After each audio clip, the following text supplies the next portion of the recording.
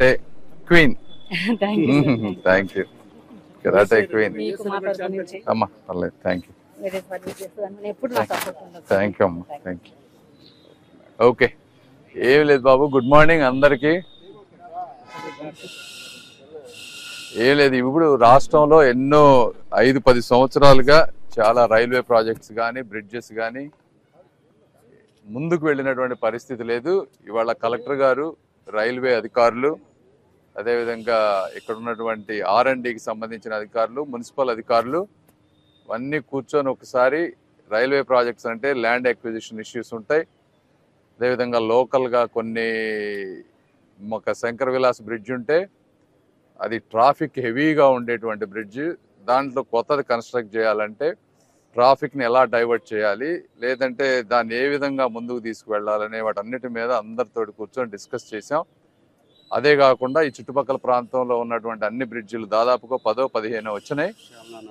ఒక 1000-2000 కోట్ల రూపాయలకు సంబంధించిన వర్కులు, ఆ ప్రాజెక్టులకు సంబంధించినటువంటి కంప్లీట్ ప్రాజెక్ట్ రిపోర్ట్స్ DPRలు ఏ స్టేజ్లో ఉన్నాయి, ఒకవేళ DPRలు అవ్వకపోతే అవి ఎప్పుడు కంప్లీట్ చేస్తారు, ఒక టైం లైను, కంప్లీట్ అయిన DPRలు ఎక్కడికి వెళ్ళినాయి, సౌత్ సెంటర్లో ఏ పొజిషన్లో ఉన్నాయి, లేకపోతే రైల్వే బోర్డులో ఎక్కడ ఉన్నాయి, ఎవరెవరు దీన్ని ఫాలో అప్ చేసుకొని వీటిని ముందుకు తీసుకువెళ్ళాలనే విధంగా అందరం కలిసి మాట్లాడుకొని అందరం ఎవరి వర్క్ వాళ్ళు చేసుకునే విధంగా చేసాం. అందరూ కూడా ఉత్సాహంగా ఉన్నారు చేయడానికి. తప్పనిసరిగా మీ అందరికీ నేను ప్రామిస్ చేసినట్టుగానే సాధ్యమైనంత వరకు ఎక్కడెక్కడ ఎవరెవరిని కలిపి ముందుకు వెళ్ళి వర్క్ చేయాలో చేసి ఆంధ్ర రాష్ట్రానికి, గుంటూరు జిల్లాకి ముఖ్యంగా సాధ్యమైనన్ని ప్రాజెక్టులు కంప్లీట్ చేసే పని తీసుకుంటాం. Thank you. చెప్పండి. విద్యా వ్యవస్థను కూని చేసే విధంగా నీట్ ప్యాకేజీ లెక్కేజ్ విషయంలో కేంద్ర ప్రభుత్వం మాత్రం విద్య ఖర్చు పట్టించే విధంగా ఉందని కొద్దిసేపటిగా కాంగ్రెస్ అగ్రనేత రాహుల్ గాంధీ అంటారు. ఏమంటారు? చూడండి అమ్మా, నేను ఎలక్ట్రానిక్స్, కమ్యూనికేషన్స్, అదేవిధంగా రూరల్ డెవలప్మెంట్ మినిస్టర్ని. నా డిపార్ట్మెంట్లో ఏమైనా జరిగితే మీరు అడగండి, వాటి మీద నాకు పూర్తి అవగాహన ఉంటుంది. ఎడ్యుకేషన్ అంటే అది నేను డైలీ చూసేటువంటి పరిస్థితి కాదు, కాబట్టి అందులో డెప్త్ నేను కాదు, వాళ్ళు చెప్పడం అనేది కరెక్ట్. బట్ ఎక్కడైనా సరే చాలా అది ఇన్కన్వీనియన్స్ ఎవరికైనా కూడా. ఇంతమందికి మళ్ళీ ఎగ్జామ్ తీసుకోవాలంటే చాలా ఇన్కన్వీనియన్స్. దీనికి ఏంటంటే ఒక లాంగ్ టర్మ్గా స్ట్రక్చరల్ రీఫార్మ్స్ వచ్చినప్పుడు ఇవన్నీ ఉండవు. అంటే ఒక ఎగ్జామ్ అనేది ఇట్లా కొంతమంది ఎప్పుడైతే కంట్రోల్ చేస్తారో, అవినీతి పరులు ఎక్కడైతే ఉంటారో, ఇవన్నీ కూడా అవినీతికి నిదర్శనాలు. ఎక్కడైనా కానీ అధికారులు కానీ ఒక గవర్నమెంట్ వ్యవస్థలో ఉన్నప్పుడు ఎంత పెద్ద గొప్ప మంత్రి కానీ, ముఖ్యమంత్రి కానీ, ప్రైమ్ మినిస్టర్ కానీ వాళ్ళు ఎంత పని చేద్దాం అనుకున్నా సిస్టంలో ఉన్న వేలాది మందిని కంట్రోల్ చేయటం ఎవరి వల్ల కాదు.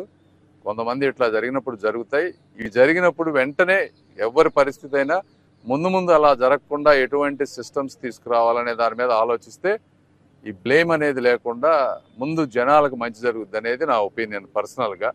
డెఫినెట్గా మోడీ గారు కానీ, మోదీజీ ఆయన ఎప్పుడు కూడా హార్డ్ వర్క్ ఇవన్నీ చేస్తూ ఉంటారు, ఎక్కడ కరప్షన్ లేకుండా చేయాలని చూస్తారు. కాబట్టి ఆ విధంగానే ముందుకు వెళ్తారని నేను అనుకుంటా ఉన్నాను. ఇదేనమ్మా రోడ్ మ్యాప్ అంటే. ఫస్ట్ ప్రాజెక్టు, ఆ ప్రాజెక్టులు కరెక్ట్ విధానంలో మనం ఎలా చేయాలి, దానికి ఖర్చు ఎంత అవుతుంది, లోకల్ గవర్నమెంట్స్ రెస్పాన్సిబిలిటీ ఏంటి. లక్కీగా కొన్ని ప్రాజెక్ట్స్కి ఈ రోజున రైల్వే ఇంతకుముందు 60-40 అనేది state government, central government funds తోటి మిక్స్డ్ తోటి చేయాల్సినటువంటి పరిస్థితి. మీకు తెలుసు, జగన్మోహన్ రెడ్డి గారు లాస్ట్ 5 సంవత్సరాల్లో స్టేట్ గవర్నమెంట్ నుంచి ఇవి వ్యక్తిగత ప్రయోజనాలు కాదు కాబట్టి, బ్రిడ్జ్లు కానీ రోడ్లు కానీ వ్యక్తిగత ప్రయోజనాలు కాదు, రోడ్లు వీటిని కడితే ఓట్లు రావు అనే ఉద్దేశంతో వాటిని పూర్తిగా వదిలేశారు.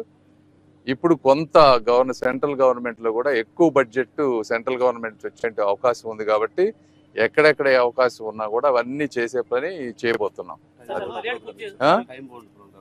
ఇవన్నీ కూడా టైం బౌండ్. ఏదైనా DPRకి కానీ ఇంకో దానికి కానీ ప్రతి ఒక్కరికి ఆ సిచ్యువేషన్ బట్టి కొంతమందికి 30 రోజులు, కొంతమంది 45 రోజులు, కొన్నిటికి 60 రోజులు టైం పెట్టుకున్నాం. ఈ సంవత్సరం అవ్వలేని ఏమన్నా ఉంటే నెక్స్ట్ ఇయర్ ఫాలో అప్ చేసే విధంగా ప్రతి ఒక్కరికి ఒక టైం లైన్, ఒక డాష్ బోర్డు, దాని ప్రకారం ముందుకెళ్తాం. 24 తారీఖు నుంచి పార్లమెంట్ సమావేశాలు స్టార్ట్ కానున్నాయి. ఇప్పటికే మనం 17 పూర్తి చేసుకున్నాం. చూస్తున్నాం. విభజన హామీ చట్టంలోని కొన్ని అంశాలు కూడా రావాల్సి ఉంది. అదే నీటి పంపకాల విషయంలో కూడా ఇద్దరి మధ్య గ్యాప్ ఉంది. అన్నిటి గురించి ప్రస్తావించే అవకాశం ఉంది రేపు పొద్దున పార్లమెంట్ లో. ఒకటి ఇవాళ సాయంత్రం చంద్రబాబు నాయుడు గారితో మాకు మీటింగ్ ఉంది. ఆయన దిశానిర్దేశం చేస్తారు. దాని ప్రకారం అందరం ముందుకెళ్తాం.